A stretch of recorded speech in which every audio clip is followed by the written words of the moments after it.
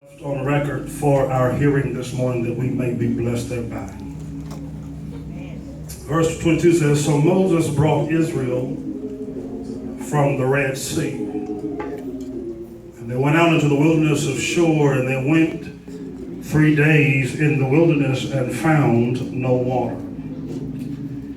When they came to Marah, they could not drink of the waters of Marah, for they were bitter.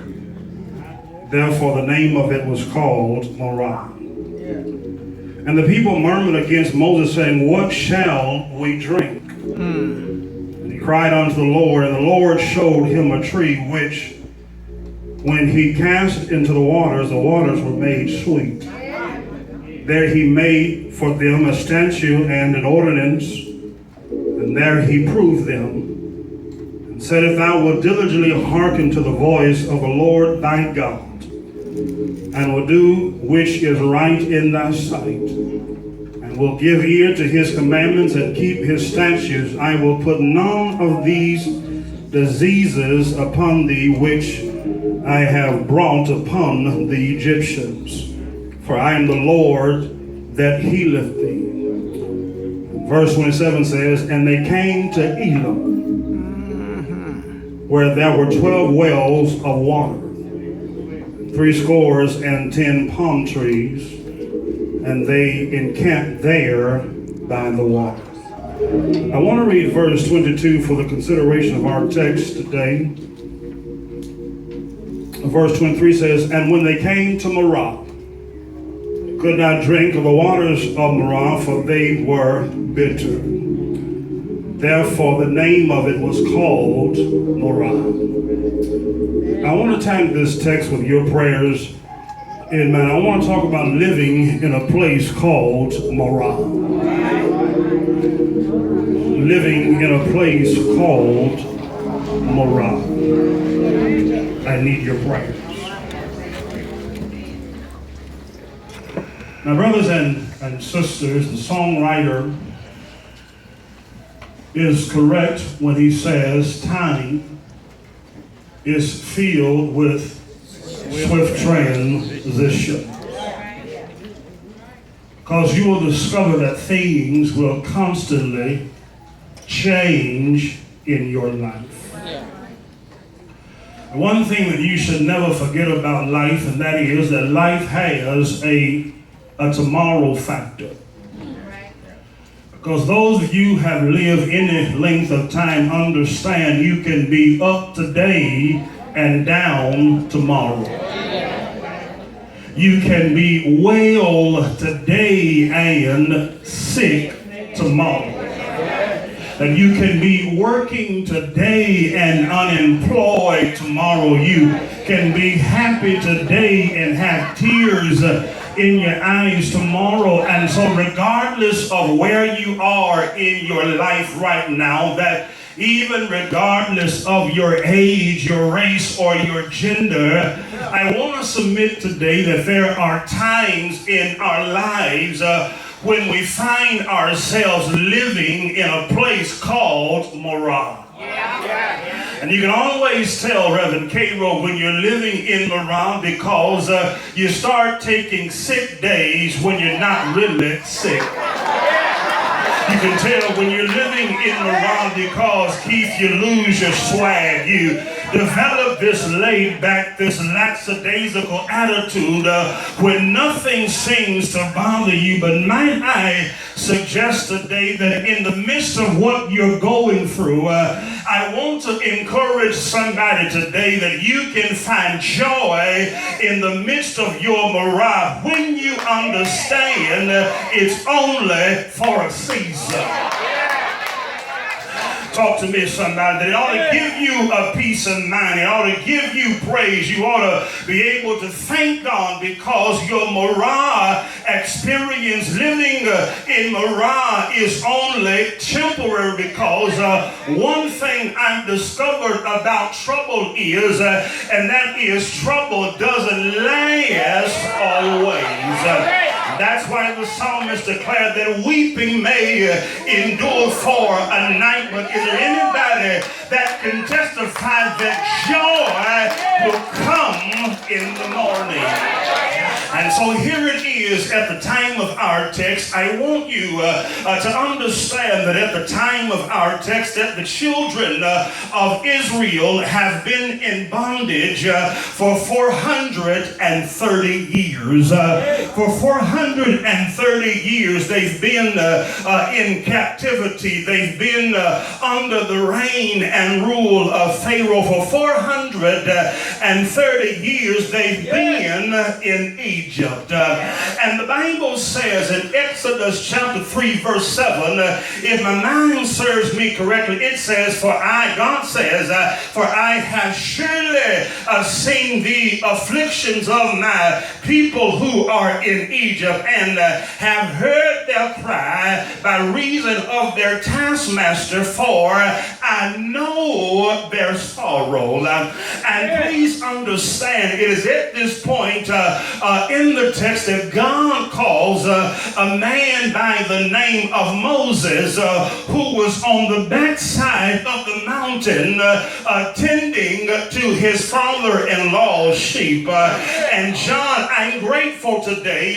that God, he never calls the qualified, but what he does is that he qualifies the call. I wish y'all take the brakes off me this morning because those many years that Moses was on the backside tending to his father-in-law's stubborn sheep, what God was doing is that God was preparing him to lead his stubborn people. And so here it is in the text. God tells Moses, he says, I want you to go down to Egypt and tell Pharaoh to let my people go.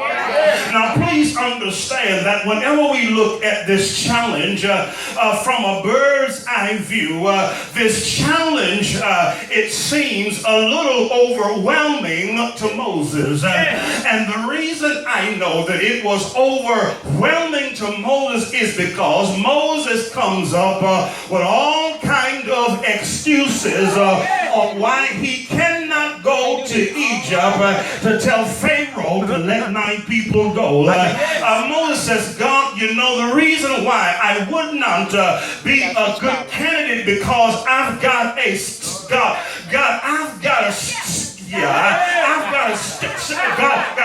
stubborn problem, and you know I don't speak well.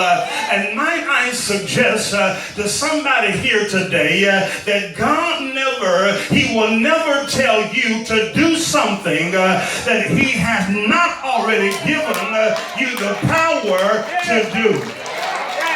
All right. Talk to me, somebody. That the reason why God oftentimes he puts us in strange and overwhelming situations is because what God is trying to do, he's trying to stretch us and he's trying to pull us so that we can reach our God-given potential. Are y'all going to hit me here? Because have you ever seen that child who is also talented, all so gifted, but when you look at their life, you can tell that they're not reaching their God-given potential. Are y'all going to talk to me today?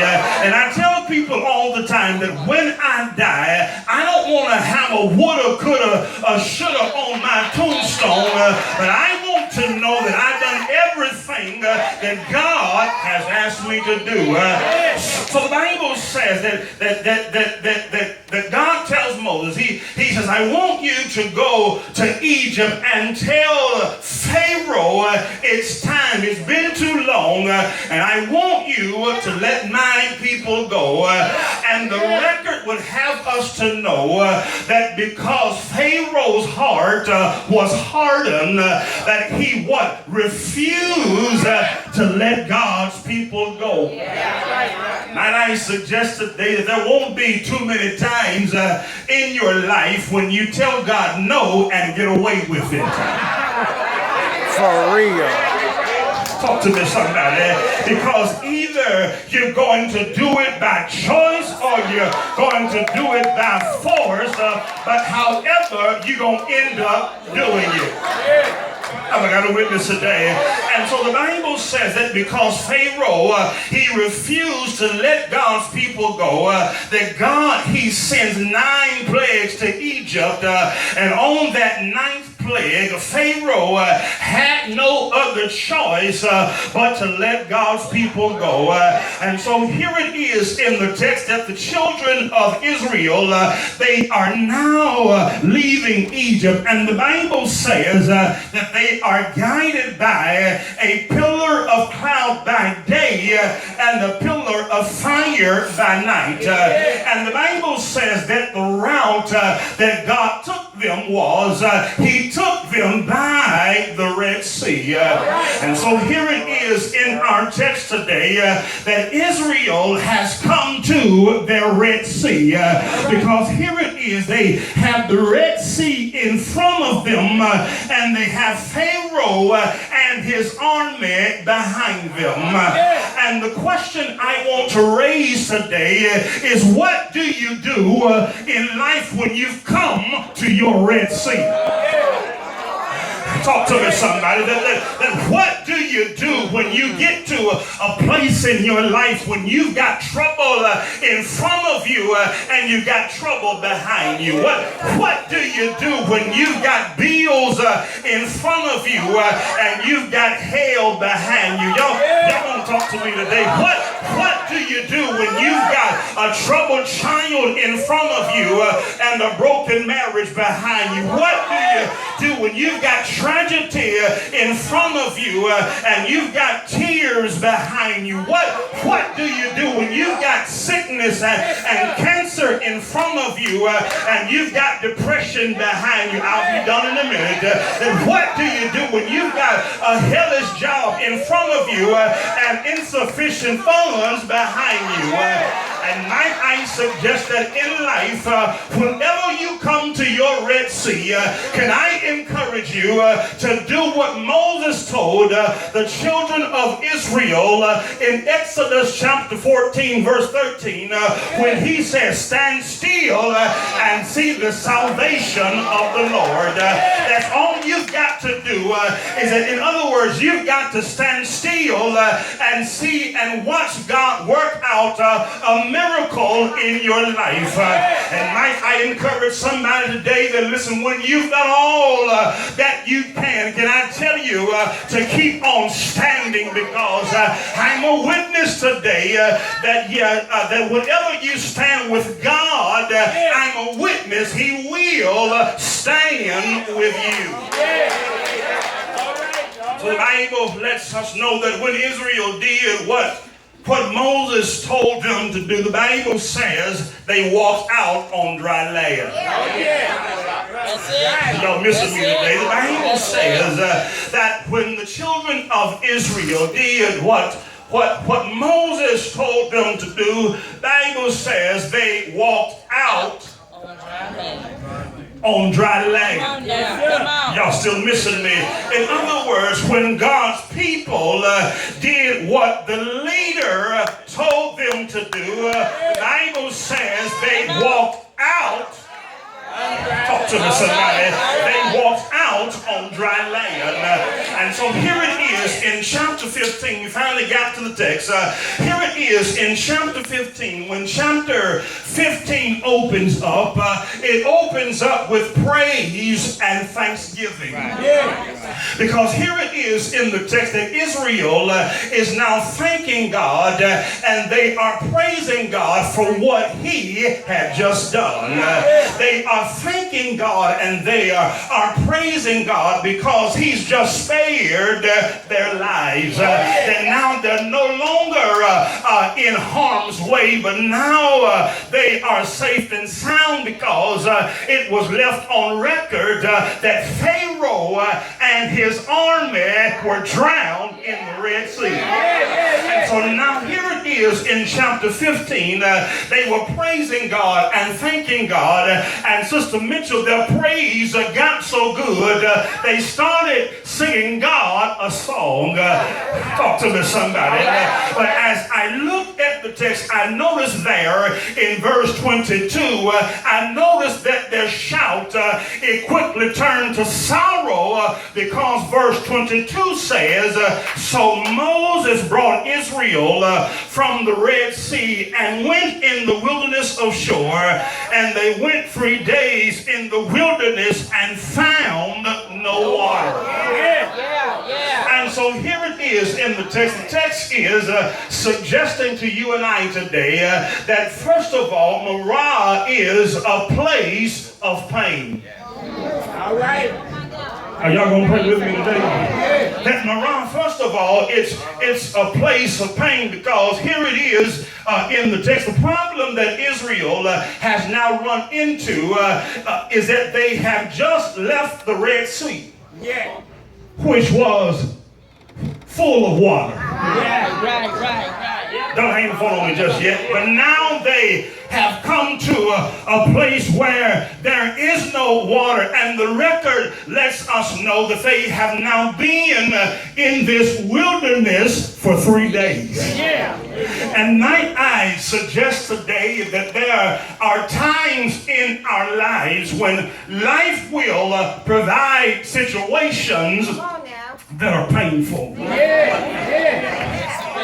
Talk to me, somebody. There are times in our lives when life will put us in certain situations and certain predicaments that are so painful that it will make us doubt the very God that we have been serving all of our lives. But can I give you some encouragement today?